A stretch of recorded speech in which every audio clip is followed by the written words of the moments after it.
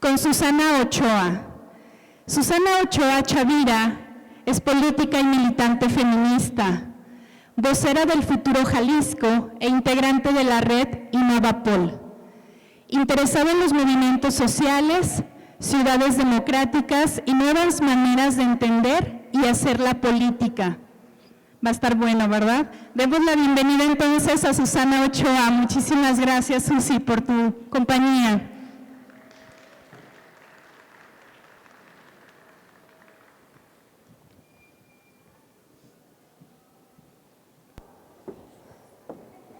Hola, ¿se escucha? ¿Sí? ¿Se escucha? ¿Sí? ¿Todavía no? Ahí, creo que ya, sí. Bueno, ¿qué tal? Mi nombre es Susana Ochoa y bueno, spoiler alert, esta plática no es sobre negociaciones transparentes, más bien es sobre nuestra crisis de futuro. Yo tengo 29 años y soy parte de una generación que no va a tener pensión, que no va a poder tener contratos laborales de más de 3 meses y que quizás le toque vivir la crisis climática más importante de nuestros tiempos. Y bueno, esta es una fotografía, del lado derecho están mis padres y es un ejercicio que yo les invitaría a hacer ustedes sobre cuando ellos estaban en su edad o cuando estaban en la universidad, cuál era su perspectiva sobre el futuro. En Jalisco, la Universidad de Guadalajara, bueno, yo soy de Guadalajara, hizo una encuesta a todos sus estudiantes y el 50% de los chicos y chicas que fueron entrevistados dijeron que se sienten poco esperanzados frente al futuro, el 50%. Ahora imaginen si hubieran entrevistado a todos aquellos chicos y chicas que no han podido entrar en la matrícula de la universidad. A mi edad, bueno, cuando mis padres tenían mi edad, ellos ya estaban tratando de formar una familia, estaban dando el enganche para una casa, podían pensar en que pues, iban a poder tener un retiro digno. Y la imagen de la izquierda es un poco como yo veo dónde está parada hoy nuestra generación. La mayoría de las personas que yo conozco que ya tienen 4 o 5 años de egresadas, muchas veces tienen que emprender por cuenta propia, tienen que estar pagando de manera privada una especie de pensión que les permita, pues cuando tengan una vejez, poder vivir de una manera digna, ¿no? Todas estas cosas por las que lucharon nuestros abuelos y nuestras abuelas, de construir esta idea de sentido común de que si tú trabajabas toda tu vida, ibas a poder tener una vejez digna porque habías trabajado para poder lograr eso. ¿Sí? ¿Se escucha mejor? Perfecto. Y bueno, y sobre eso quiero hablarles, ¿no? La crisis de futuro que hoy tenemos en nuestro país, pero me atrevo a decir que también en nuestro planeta. Pero soy una de las que cree que no todo está perdido, ¿no? Yo creo que más allá de pensar que el futuro está agotado, yo creo que está secuestrado. Esta fue una de las primeras marchas hace 4 o 5 años que me tocó ir en Guadalajara alrededor del tema de los feminicidios. Éramos poquitas personas, quizás ni siquiera completábamos 2 cuadras. Y este domingo, por ejemplo, creo que vamos a ver el contingente más grande que nuestro país ha visto en las últimas décadas alrededor del movimiento feminista. Y esa es una de las cosas por las que yo me siento esperanzada. ¿Y por qué también estoy esperanzada? Yo creo que estamos viviendo un punto de quiebre histórico a nivel país, a nivel región, América Latina, pero también a nivel mundial. Hay 3 sistemas que están en crisis y que hoy lo estamos viviendo. El primero de ellos es el sistema económico, ¿no? Este sistema económico que por muchos años nos decían que iba a poder llevar bienestar a todas las personas de nuestro país. Este sistema económico que siempre puso como prioridad el desarrollo económico, pero no el cómo las personas estaban viviendo. El segundo sistema que está en crisis, que también tiene que ver con el primero, que es el económico, es el de la relación con la naturaleza, ¿no? Por muchos años construimos organizaciones, gobiernos, pensando que el ser humano tenía que estar al centro de cualquier cosa y que las necesidades del ser humano estaban por encima de los demás seres vivos, de las plantas, de los animales, incluso de las futuras generaciones. Y el tercero de esos sistemas que creo que está en crisis es, por supuesto, el sistema machista. De aquí no pretendo hacer un análisis sociológico y económico de por qué estos 3 sistemas están en crisis. Lo que yo quiero es un poco tratar de contar una historia que nos permita pensar que es posible recuperar este futuro que está secuestrado y que ha sido secuestrado por aquellas personas a las cuales yo les llamo los depredadores. Los depredadores del agua que bebemos, los depredadores del cuerpo de las mujeres, los depredadores de nuestros bosques y sobre todo los depredadores de tener un futuro digno para nuestra generación. Esta es una imagen que creo que representa, me atrevería a decir, cualquier ciudad media de nuestro país y el contraste al que nos ha llevado el sistema económico. Por un lado, disculpen la imagen, está un poco pixeleada, por un lado está pues evidentemente cómo vive el 1% de la población, ¿no? Un 1% que ha podido acumular la riqueza del trabajo de un montón de personas, y del otro lado cómo viven muchas personas que ni siquiera pueden tener acceso a una vivienda digna. Y esto es lo que ha resultado del sistema económico, una profunda desigualdad. El sistema machista, ¿no? Que creo que últimamente estamos en perfectos momentos para hablar sobre lo que está pasando en el país y cómo las mujeres más jóvenes, pero también acompañadas de nuestras antecesoras, están para decir: no estamos dispuestas a seguir soportando la violencia que vivimos en las escuelas, en las calles, en el gobierno. Y el sistema de la crisis económica, ¿no? Esta es una imagen de uno de los incendios que hubo en Australia, que consumió de un día para otro, digamos, imagínense lo que significa que crezca un árbol, cuánto tiempo tarda en crecer un árbol, y cómo de un día para otro se agotaron muchísimos recursos naturales en Australia, pero es algo que también pasa en nuestro país. Y estos tres sistemas de creencia, bueno, estos tres sistemas que creo yo que están en crisis, también hay que entender que estos tres sistemas suceden porque existen creencias que los avalan, ¿no? Estos tres sistemas de los que yo hablo no se construyeron de un día para otro, ¿no? No fue que un día estos depredadores dijeron: bueno, hay que hacer este sistema económico, vamos a oprimir a las mujeres, sino que hay un sistema de creencias que siguen estando profundamente arraigados en nuestros pensamientos de la vida cotidiana. Y este es un ejemplo. Esta es una encuesta que se realizó hace 2 años por la Universidad Nacional Autónoma de México, la UNAM, 2017, no les estoy hablando de hace 10 años, que dice que el 20% de las mujeres de este país todavía pide permiso para poder salir a trabajar. El 50% todavía pide permiso para poder salir solas de noche o para poder salir, digamos, solas.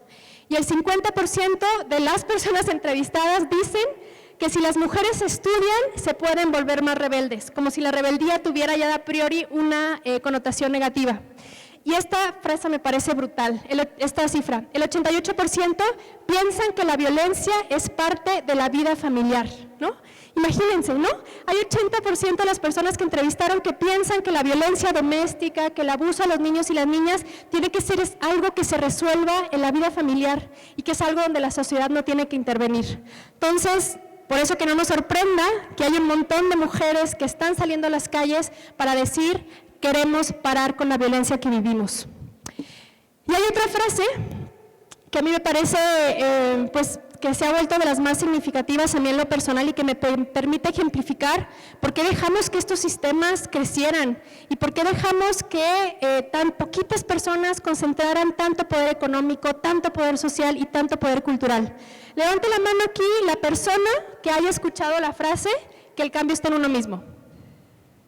Yo también, varias veces, y la detesto. Y pareciera que pues, el cambio está en uno mismo, pues es una frase bastante noble, ¿no? Esta idea de que pues, si yo cambio desde lo que me toca, las cosas pueden marchar bien. Y recuerdo que esta frase pues, yo la escuchaba en medios de comunicación, en conversaciones con mis padres, cuando yo estaba a punto de entrar a la universidad. Pero esta frase conlleva algo más profundo, ¿no? Esta idea de que si tú sacas la basura, si tú no consumes popote, si tú pagas tus impuestos, si tú trabajas, si tú no das mordida, las cosas automáticamente en este país iban a marchar bien. Pero lo que no nos hemos dado cuenta es que los problemas que tenemos hoy en nuestro país de violencia, de crisis climática, de desigualdad, no se van a resolver desde la individualidad. Porque por muchas décadas construimos una sociedad bajo este concepto, ¿no? Que bastaba con ser buen ciudadano y ser buena ciudadana para que las cosas marcharan bien. Y no digo que renunciemos a ser buenos ciudadanos o ser buenas ciudadanas, pero tenemos que darnos cuenta que mientras nosotros o quizás nuestros padres se autocomplacían con la idea de que voy a llevar a mis hijos a una buena universidad, voy a sacar la basura, voy a pagar los impuestos, en ese momento, pues los grandes, digamos, poderes fácticos siguieron organizándose, el crimen organizado siguió organizándose, el trabajo se comenzó a precarizar. ¿Cuántas personas de aquí, por ejemplo, podría ver el Día del Trabajo como una lucha de nuestra generación? Les aseguro que nadie de aquí había pensado que el 1 de mayo es quizás la lucha, o sea, el Día del Trabajo, es la lucha más importante para nuestra generación, porque ya no va a haber trabajo, ¿no? Entonces, mientras esto sucedía, pues evidentemente nos empezamos a digamos, sí, autocomplacer, ¿no? Yo en mi casa, ¿no? Yo cambio lo que piensan los hijos, ¿no? Y trato de como generar un cambio dentro de mi familia, pero lo que no nos dimos cuenta es eso, ¿no? Que los problemas son más grandes que lo que podamos resolver dentro de nuestra individualidad. Hay un filósofo argentino que escuchaba el otro día que decía que los tiempos que nos toca no basta con ser buenos ciudadanos o ser buenas ciudadanas, tenemos que ser mejores ancestros y entender que lo que hagamos hoy, no hagamos o dejemos de hacer va a impactar directamente a las próximas generaciones. Entonces, los depredadores siguen presentes en los medios, en la política, en las escuelas y sobre todo siguen vigentes por una serie de creencias que seguramente muchos de aquí escuchamos al crecer y que seguimos replicando sin cuestionárnoslo. ¿Y por qué creo que es posible recuperar el futuro? ¿No? Ya les platiqué un poco de por qué creo que hemos llegado hasta aquí, evidentemente eso da para una reflexión muchísimo más grande, pero les voy a mostrar 3 ejemplos de las cosas que están pasando y que partieron de la gente que un día dijo, ¿saben qué? Me siento muy sola, esto que yo siento seguramente lo siente alguien más, voy a salir a la calle y me voy a organizar. Esta es una fotografía de una marcha chilena, ¿no? De las primeras que empezaron a existir alrededor del tema de pensiones. Ellos son abuelos y abuelos promedio de Chile y ellos empezaron a decir es que no es justo la pensión que hoy tenemos porque ya las pensiones están completamente privatizadas, ¿no? Y el año pasado, no sé si supieron lo que pasó en Chile, ¿no? Subió el transporte público de una manera muy significativa y eso bastó para que las personas se abocaran a salir a las calles para decir necesitamos tener otro gobierno que nos represente y sobre todo tenemos que redactar otra constitución, ¿no? Y hoy, por esa movilización tan grande que no duró días, duró semanas, duró meses y nunca perdió la potencia, hoy en Chile están a punto de redactar una constitución desde cero, porque la constitución que tienen en Chile fue redactada durante la dictadura militar. Imagínense, allá la forma en cómo se organizan fue basada en las creencias que se tenían cuando fue la dictadura chilena. Pero el que hoy tengan la posibilidad de construir una nueva constitución y que de hecho me parece que hoy lograron que fuera paritaria, es decir, por obligación el 50% de las mujeres van a estar representadas para escribir esa constitución, no hubiera sido posible sin que la gente se abocara a salir a las calles y decir no estamos solos, no estamos solas, esto que nos está pasando es completamente injusto. Y este es otro movimiento que seguramente también muchos de ustedes ubican, que es el movimiento frente al cambio climático, que nace a partir de pues, mucha gente que ha estado movilizada y que a lo mejor ha sido incluso asesinada en muchas partes de nuestro país y América Latina, pero que una chica valiente fue la que lo puso, digamos, en la arena, digamos, pública, no solo de su país, pero a nivel mundial. Y es la movilización frente al cambio climático. Y de las cosas que más me esperanza de este movimiento frente a la crisis climática es que estos chicos y estas chicas se plantan en el Congreso, porque tienen la claridad de que la crisis climática no solo se va a resolver dejando de consumir popotes o dejando de utilizar bolsas de plástico, que me parece que es la primera cosa de congruencia que deberíamos hacer, pero eso solo se va a resolver si cambiamos el paradigma de lo que significa el desarrollo económico, ¿no? ¿Por qué seguimos tratando de decir que el desarrollo económico tiene que significar agotarnos los recursos de las próximas generaciones? Y esa claridad es lo que a mí me hace pensar que puede haber futuro. No va a ser fácil, hay mucha gente que no va a querer soltar pues el poder frente a lo que significa robarse los recursos de otros países incluso, ¿no? Y bueno, para mí este es también uno de los movimientos más importantes y que un poco se liga a lo que les decía del cambio está en uno mismo. Seguramente a ustedes les tocó, porque ahorita hay como una efervescencia otra vez de ese tema, pero recuerdo cuando yo estaba en la secundaria y en la preparatoria, había campañas muy fuertes alrededor de este tema de recicla, ¿no? Y saca tu basura, y haz tu composta, ¿no? Pero había como una especie de atañarnos la responsabilidad de la crisis climática en lo individual, ¿no? Y es decir, entonces hay calentamiento global porque tú estás consumiendo popote, ¿no? Y hay calentamiento global porque tú estás consumiendo demasiado. Cuando en realidad, después supimos, hace algunos meses sacó una publicación, un periódico muy famoso en Londres que se llama The Guardian, y decía que todas estas campañas de publicidad millonarias fueron financiadas por las empresas que más han contaminado nuestro planeta, ¿no? O sea, las empresas que tiraron petróleo en el Océano Pacífico, las empresas que están depredando los bosques, es decir, hay una relación entre lo que ellas hacen, que es depredar nuestro futuro, y la idea que ellos y ellas quieren impulsar de que es una cosa individual, cómo vamos a resolver la crisis climática. Entonces, para que vean que no es, digamos, una idea que yo me inventé, claro que está relacionado que los depredadores piensen que es una cosa individual y que vamos a resolver en lo individual sin reunirnos con otras y con otros. Y finalmente, el movimiento feminista, la verdad es que a mí es de los movimientos que más me hacen vibrar, que más me emocionan, que más me hacen sentir esperanza. Primero porque esta cuarta ola nació en América Latina, ¿no? Muchas de las olas feministas habían sido marcada la pauta por muchas feministas en Estados Unidos, pero esta última cuarta ola feminista nace en Argentina, por mujeres que salieron a decir no es posible que nos estén matando nuestras parejas. Y este movimiento feminista es muy potente porque refleja lo que a todas las mujeres nos ha pasado alguna vez en nuestra vida: ser acosada, ser violentada, ser vista de manera condescendiente en la escuela, en el trabajo. Entonces, para mí, el movimiento feminista también es un reflejo del esfuerzo colectivo, porque si se fijan, el movimiento feminista no tiene un solo liderazgo, ¿no? O sea, no tiene una sola cara que desde arriba, de manera autoritaria, diga qué hay que hacer. El movimiento feminista lo han construido muchísimas mujeres de muchísimos espacios, que se reúnen en círculo para reflexionar sobre las violencias que viven, que se organizan para hacer peticiones al gobierno, que son valientes para presentarse a poder ganar una elección y representarnos en el Congreso. Esa es la potencia del movimiento feminista. Nos quitaron tanto que hasta nos quitaron el miedo. Esta es también de una marcha feminista. Yo la primera vez, esta frase yo la escuché en una movilización sobre los 43 estudiantes desaparecidos, y me parece que también refleja muy bien lo que hoy vive nuestra generación, ¿no? Nos quitaron la posibilidad de tener un aire limpio, nos quitaron la posibilidad de tener una vejez digna, y por eso no tenemos miedo y por eso nos vamos a organizar.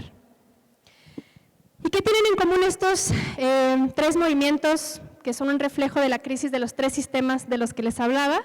Que hay resistencia, que hay organización, que hay comunidad, que hay propuesta y que hay acción política. Y por acción política no solo me refiero a la política que nos han vendido, que es una cosa que se decide entre los hombres de traje en el Congreso sin escuchar, sí hay una política así, pero hay otra política que sucede en las calles, que sucede en los barrios, que sucede con las organizaciones de la sociedad civil. Eso es una acción política, ¿no? Y para mí es muy importante que nuestra generación, bueno, yo tengo 29, el próximo año ya no voy a poder decir nuestra generación porque voy a tener 30, pero que su generación le pierda el miedo a pensar en la política como una herramienta para modificar las cosas que tenemos a nuestro alrededor.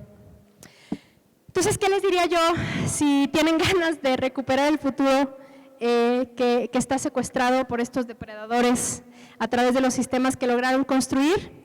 Súmense a un colectivo y conviértanse en militantes de esa causa. Y por ser militante, ¿a qué me refiero? A entender qué está pasando, ¿no? Yo les cuento de manera personal, llevo 6 años siendo feminista, ha sido un proceso hermoso, doloroso, de muchísima reflexión, y por eso hoy me considero una militante del feminismo, ¿no? Porque he pasado por muchas reflexiones, por muchas lecturas, por muchos cuestionamientos, pero no lo he hecho sola, y es muy importante que estos acompañamientos los hagan acompañados y acompañadas, porque dicen que el miedo se vence acompañado. Asistan a una marcha en las calles, no sé si va a haber marcha el domingo aquí en León, pero piérdanle el miedo a ocupar las calles. ¿Sí hay marcha? Sí hay marcha el domingo a las 4 en León. Asistan, o sea, de verdad lo que significa compartir el espacio público con personas que han pasado por lo mismo que nosotras y que nosotros es de las cosas más hermosas a las cuales no podemos renunciar. Y lleven esta conversación a sus espacios familiares. Piérdanle el miedo, ¿no? Yo recuerdo, bueno, en mi casa sí se habla de política, pero recuerdo que en casas de mis amigas la política era algo de lo que no se discutía, ¿no? Porque generaba conflicto. Pero al contrario, yo creo que tenemos que hablar de política, porque al final la política decide lo que le pasa a las personas que más queremos, ¿no? La forma en cómo luce una escuela, el presupuesto que se va para comprar medicinas, el cómo lucen nuestras calles, eso pasa por la política, aunque no nos guste, pasa por la política. Y termino con una frase que me ha acompañado desde que empecé mi actividad política, que dice: un gesto es revolucionario no por su contenido propio, sino por el desencadenamiento de los efectos que engendra. Parece rara, pero hay un ejemplo que me gusta acompañar de esta frase, y es lo que hizo Greta Thunberg, ¿no? Esta chica que un día estaba estudiando y dijo: ¿para qué estudio? Si va a haber una crisis climática horrible, seguramente ya no se va a poder ni siquiera habitar mi ciudad, y se fue sola al Congreso, afuera del Congreso de su ciudad, y lo estuvo haciendo por semanas, sola, sin estar acompañada. Y esa cosa que al principio, a lo mejor yo creo que quienes estaban de guardias en el Congreso dijeron, esta chica loca no va a lograr absolutamente nada, logró una movilización internacional. Y a eso me refiero con esta frase. Entonces, yo les quiero agradecer muchísimo, hagan política, reúnanse con otras personas, porque solo así vamos a poder pues, salvar el futuro que está secuestrado. Muchísimas gracias.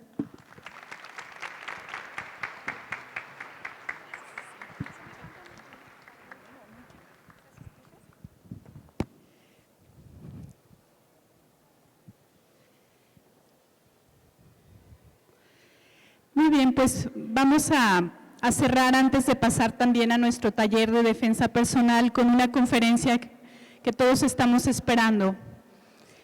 Por una vida sin una menos. Frida Guerrera. Verónica Villalbazo, mejor conocida como Frida Guerrera, se encarga de denunciar los casos de feminicidio a lo largo de México. Durante años ha dado voz a las familias de las víctimas a través del blog de Frida y la columna Rota. Nos presenta datos estremecedores acerca de la situación actual por la que atraviesa nuestro país en su libro Ni una más, donde declara que el feminicidio es un tema urgente en la agenda nacional. Sin más por el momento, presentamos y recibamos con un fuerte aplauso a Frida Guerrera.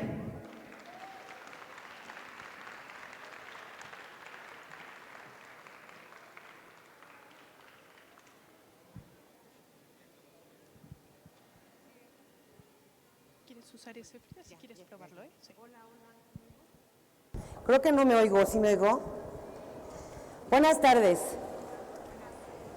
Gracias a quien nos invitó y a quien hizo posible esto. Yo soy Frida Guerrera.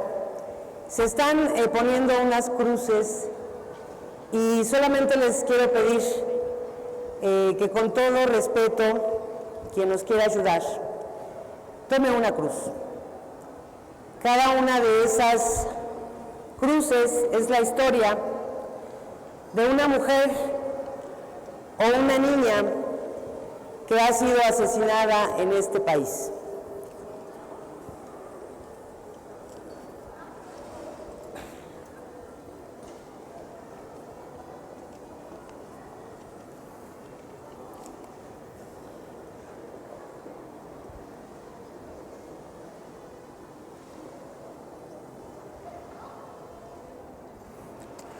¿Listo? ¿Ya nadie más? Les comento las cruces que están pintadas un poquito más bajitas. Son niñas y hay un bebé. Pero las más grandes son adolescentes y mujeres que durante 2016, 2017 y 2018, 19 y 20 han sido asesinadas. No las traje a todas, no me caben ya en la camioneta. Soy Frida Guerrera. ¿Cómo te ayudo a hacer la extensión de tu voz? Es lo primero que yo le digo a una familia, a una prima, a una hermana, a una madre o un padre que me buscan por medio de mis redes sociales o porque alguien les dio mi celular. Cuando llego a sus casas, de algunos de ellos que me abren este dolor, que me abren las puertas de su corazón, la primera reacción que tienen estas madres, sobre todo estos padres, las hijas, los hijos de estas mujeres, es llorar. Yo no digo nada, no puedo decir nada, porque lo primero que les dicen a estas familias es eso: no llores, supéralo, pronto va a pasar. Eso nunca va a pasar. Después de que llegamos a estos domicilios, al primer ente que yo tengo que investigar, que tengo que entrevistar, es al dolor. Las familias hablan porque el dolor se los permite. Y entonces les pregunto, cuéntame qué pasó. Y empieza la narración del infierno. Una entrevista de este tipo a mí me ha llevado hasta 8 horas, porque más que una entrevista es eso, abrazar el dolor, entender y decirle sobre todo que ese dolor nunca se va a ir. A las familias se los dejan enquistado en lugar de corazón. Si creemos que una familia que ha sido tocada por un tema de feminicidio algún día lo va a superar, estamos muy equivocados, porque eso nunca se va a superar. Ellas no pidieron ser asesinadas, ninguna de ellas. Darle voz a la ausencia es lo que yo hago. Cuando iniciamos esto, lo iniciamos con esa intención. ¿Sí? Tenemos más de 30 años gritando, ¡ey, Ciudad Juárez! ¡Ey! Nos están asesinando, ¿eh? Y son mujeres, y son jóvenes, que están saliendo a la escuela, que están saliendo a trabajar, y no escuchamos. Ni las autoridades, ni la sociedad. Muy pocas personas se detuvieron a voltear a ver Ciudad Juárez y decir, ¡ah! Pero eso es en la frontera. Eso es porque allá, quién sabe qué les pasa. Es que se pasan los gringos para acá y entonces matan a las mujeres.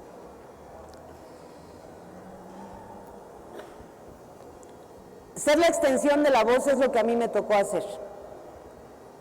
Yo lo decidí. Fue una labor y es una labor que hago porque quiero hacerlo. ¿Por qué? Porque solamente me convierto en la extensión de esa voz. Soy la pluma de historias de vida de mujeres y niñas asesinadas y que las únicas personas autorizadas para contarlas son sus familias. Después de esa pregunta, después de llorar, de abrazarlas, de ponerles el 100% de mi atención, después de que me cuentan cómo encontraron a sus hijas calcinadas, destazadas, en sus casas, violadas, después de 10 días, después de 2 años, después de 1 año, si es que tienen suerte. Les digo, ahora preséntamela. Y entonces las conozco. Nunca voy a conocer a ninguna de las mujeres que ustedes tienen ahí. Nunca voy a conocer a Daniela, que era una niña de 4 años, que fue asesinada a golpes por su papá, hasta la fecha prófugo, hace ya más de 1 año. Y la que me la presentó fue su mamá. Nunca voy a conocer a Dianita, una niña de 11 años, asesinada en Monclova por un menor de 13 años, inimputable, por cierto, que nunca pisó la cárcel. Antes de continuar y platicarles un poquito más de esto, a mí me gustaría que vieran este video.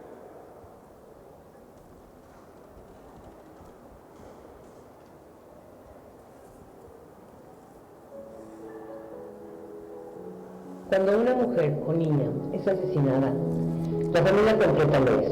El corazón se arranca y en su lugar se enquista el dolor. El eterno llanto que a veces no se ve. El grito eterno de justicia. Se rompe la pareja.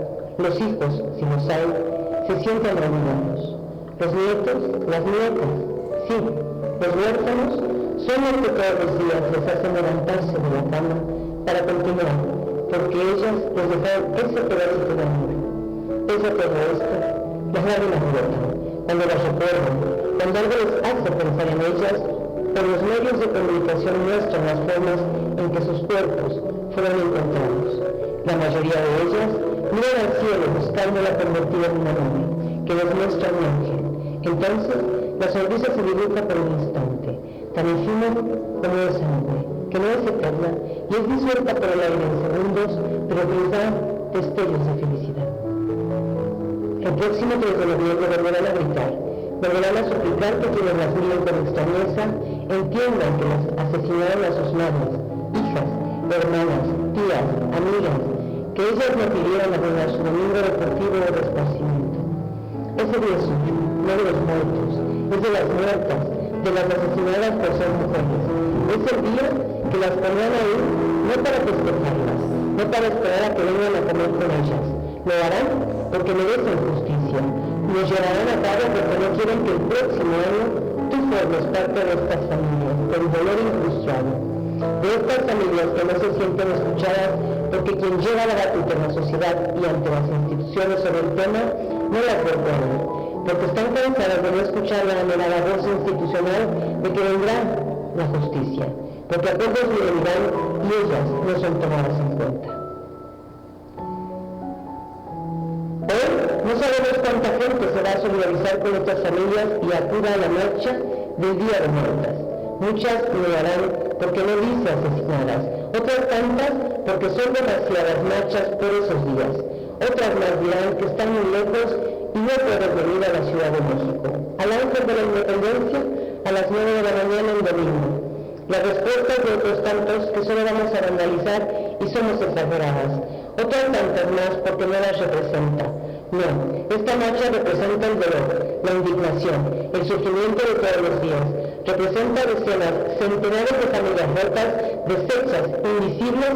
Representa los eternos altares que se instalan en las casas de estas familias en luto perpetuo. No pretendemos más que seguir haciendo conciencia. Miles de familias han sido arrebatadas, aniquiladas, destrozadas y hoy ellas no tienen nada que celebrar, porque sus hijas no merecen ser exterminadas, mucho menos de la forma en que se las quitaron.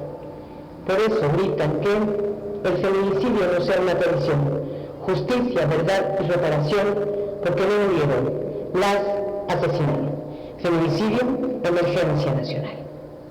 Bueno, yo soy Frida Guerrera. Antes del 2006 era Verónica Villalbazo, una terapeuta que estaba en su consultorio y dando pláticas a papás, a niños y a maestros. Me he metido todo tipo de denuncia con toda esta intención de que quienes no tienen voz puedan gritar.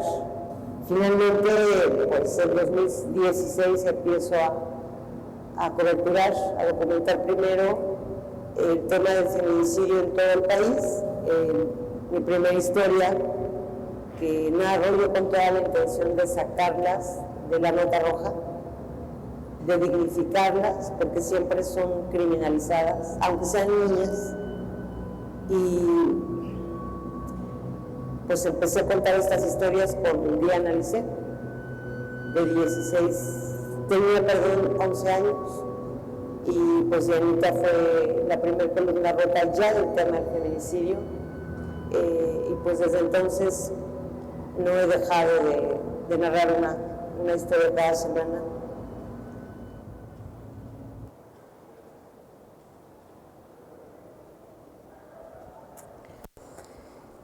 Y sí, hace 13 años yo salí de casa de quien era mi pareja en ese entonces, con la nariz rota, una costilla, una hemorragia vaginal que ni siquiera me di cuenta que traía.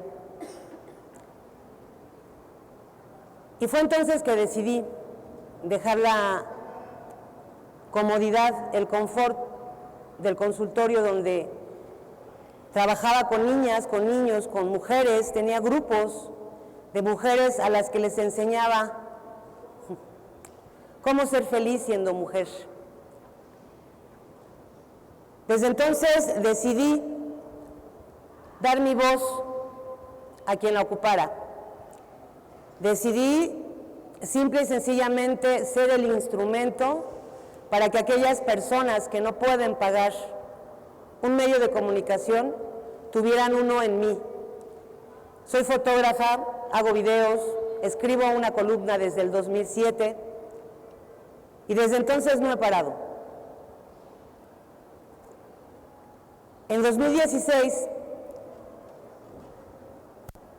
en febrero del 2016, después de un esguince, de infinidad de amenazas de muerte que he tenido que pasar, 3 levantones del 2009, todavía a finales de ese año, un tercer levantón donde me torturaron, esto todo en Oaxaca. Yo viví 11 años en Oaxaca, tuve que bajar mi perfil. Al bajar mi perfil tuve que trabajar amparada y abrazada de 2 personas que para mí, fuera de que son políticos, eran y son mis amigos. Y entonces me bajé un poquito el perfil y en ese 2016 busqué feminicidios. No encontré nada. Empecé a poner mujer calcinada, mujer quemada, mujer destazada, mujer asesinada en su casa, niña encontrada asesinada, y encontré 193 registros del 1 de enero del 2016 al 20 de febrero. Eso me horrorizó.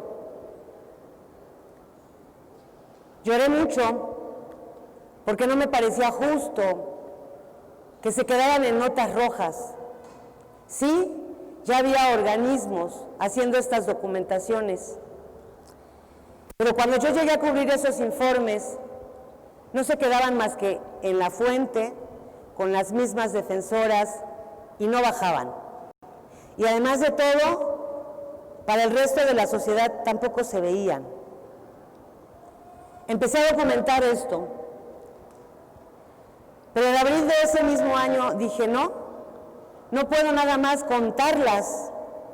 Ya hay mucha gente que lo está haciendo. Ya existía entonces el mapa de María Salguero también, que paralelamente estábamos como empezando a hacerlo.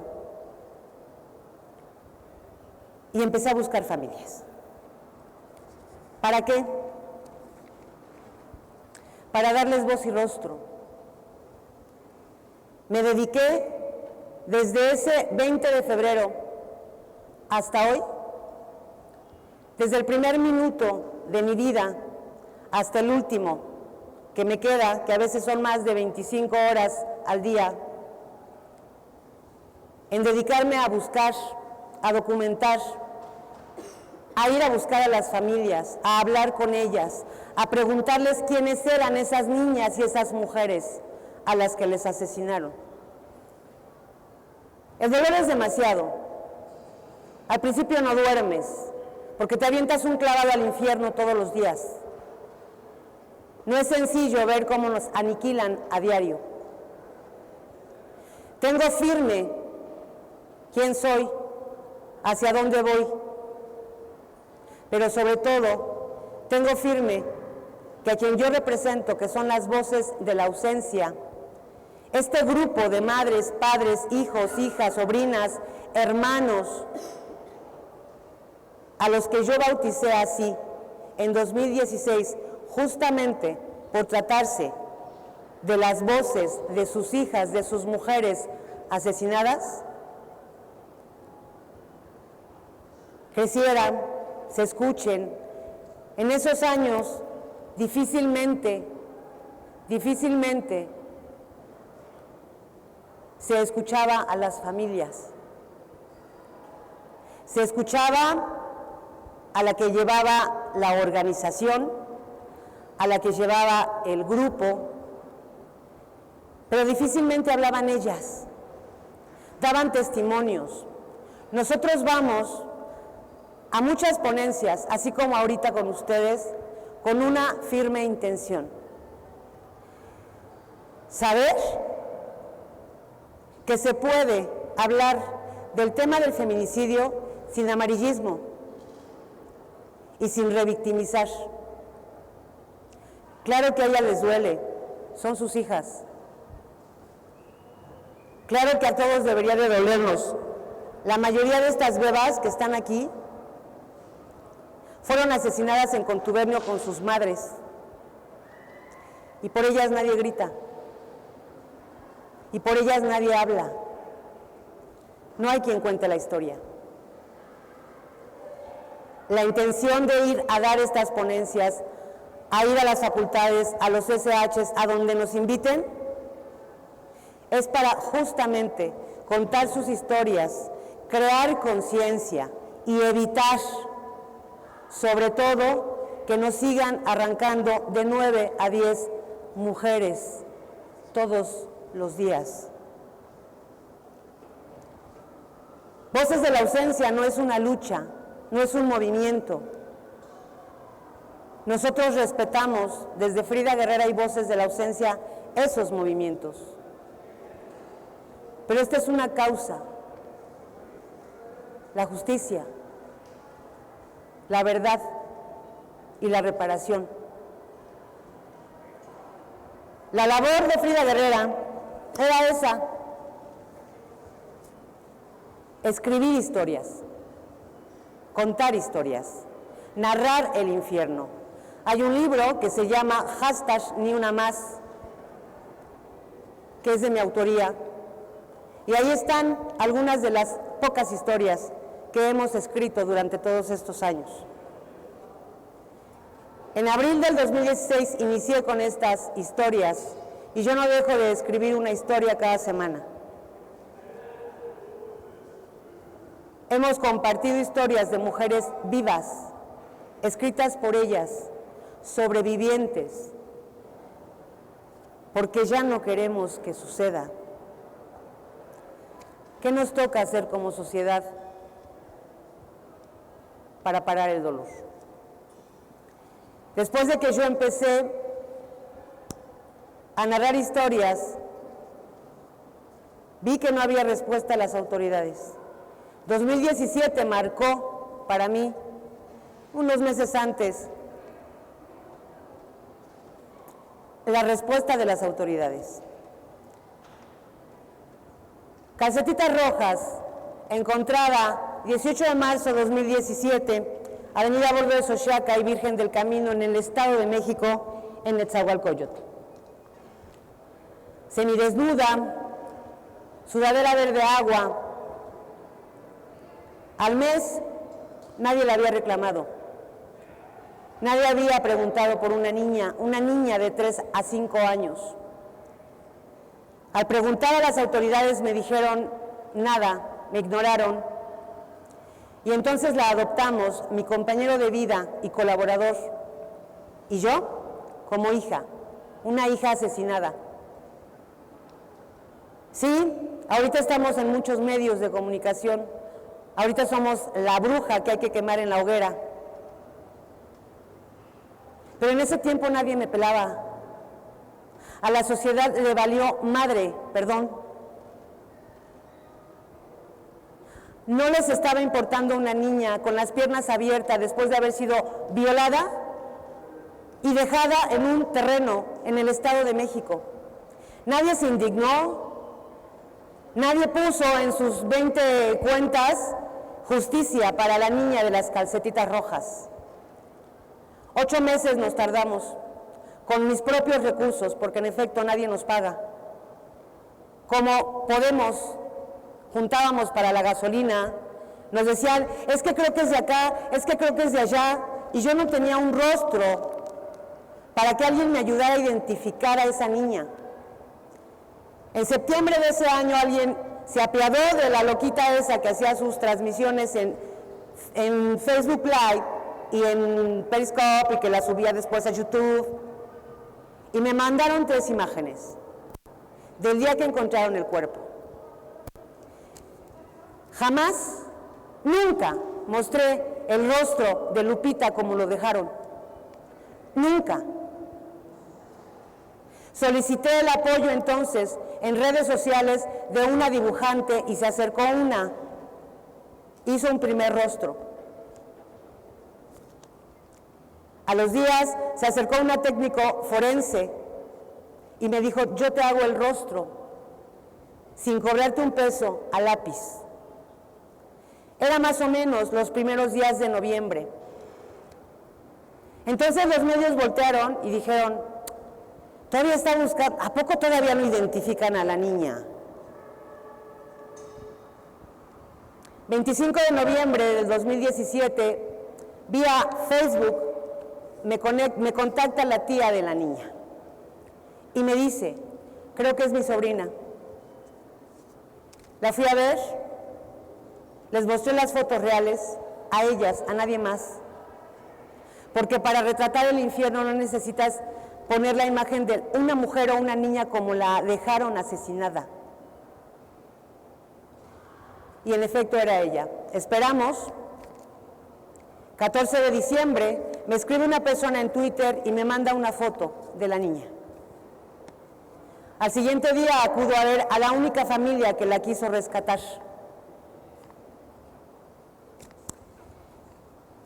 Y entonces la vi, diciéndome, me llamo Lupe.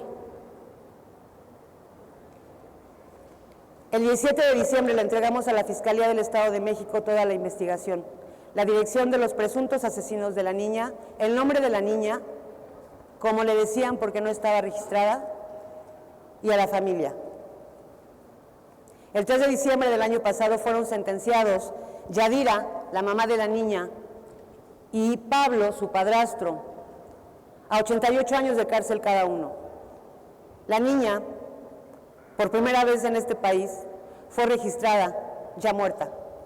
El juez otorgó y dio la orden, se giró la orden al registro civil para que la niña fuera registrada, porque merecía un nombre. Ya no es Calcetitas Rojas. Su nombre, Guadalupe Medina Pichardo. Edad, 4 años. Asesinada a golpes por su padrastro y su madre. Dejada en un terreno, envuelta en una cobijita. Y un tercer agresor, cuando la niña ya estaba asesinada, la desnudó y violó a la niña muerta. Ese es México. Y esa es la indiferencia en la que hemos vivido como sociedad. Necesitamos abrazarnos, necesitamos cuidar a nuestros bebés. No podemos ya dejar de escuchar lo que está pasando. No podemos ya no meternos.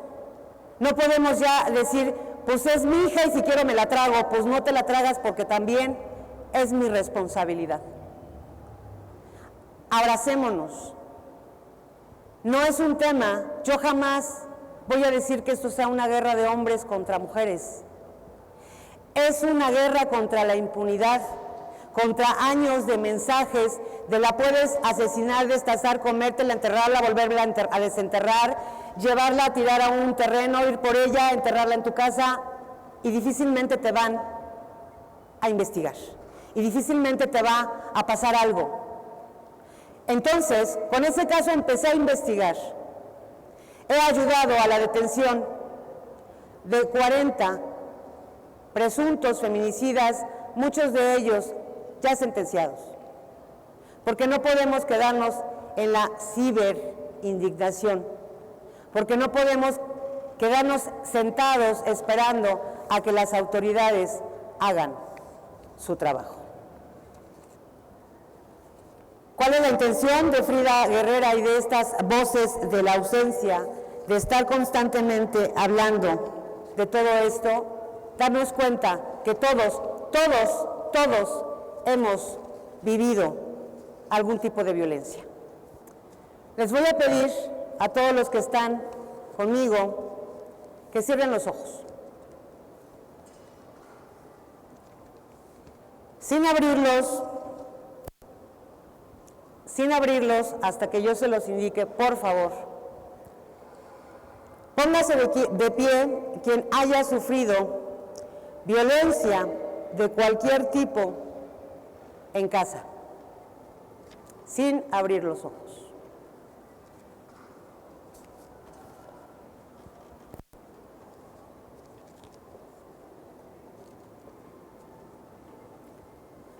Póngase de pie quien haya padecido violencia de cualquier tipo en la calle, en la escuela,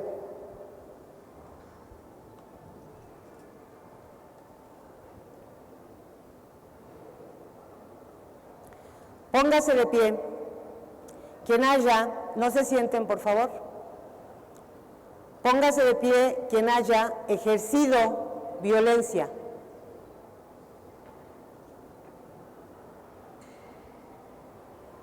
Sin abrir los ojos, se pueden abrazar.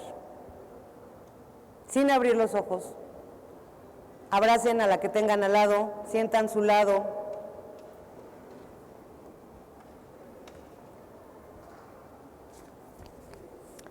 ¿Se pueden levantar todos?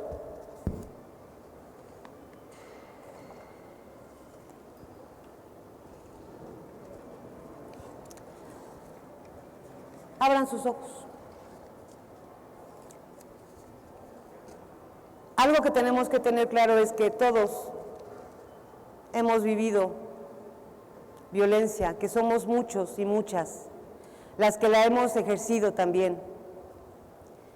Pero así como estamos todos de pie, voltéense a ver para atrás, aunque no se conozcan, voltéense a ver, no es misa, ni les voy a decir que se den la mano, ni de la paz, ni nada de eso. Pero voltéense a ver, volteen para los lados y vean que somos más los buenos, somos más fuertes cuando estamos juntas, cuando estamos juntos, que tenemos que empezar a deconstruir esas violencias que como mujeres y hombres hemos aprendido. ¿Podemos hacerlo? ¿Sí? Tomen asiento, gracias. Podemos hacerlo, sí.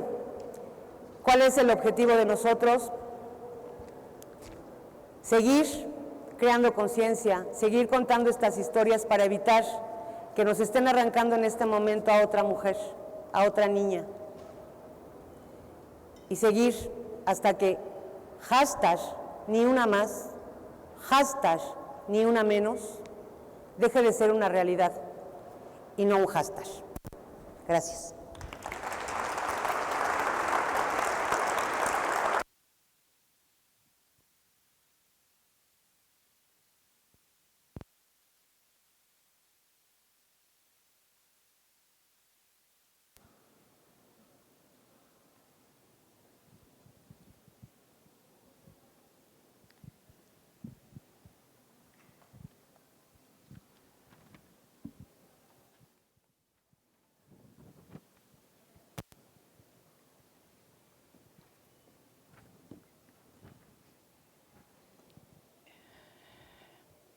Bueno, dando seguimiento a la temática presentada por Frida, ¿no? Un tema tan fuerte.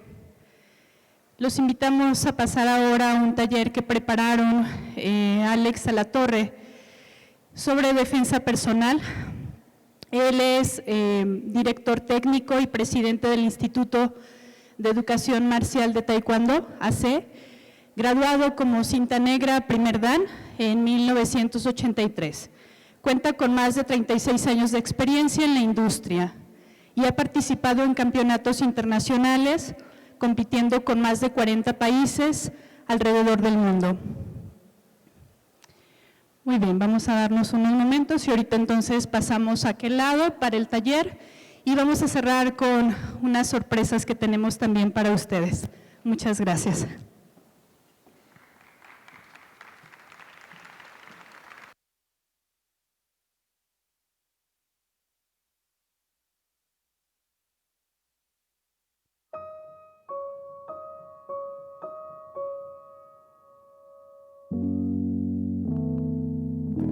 I'm not in love, so don't forget it. It's just a silly face I'm going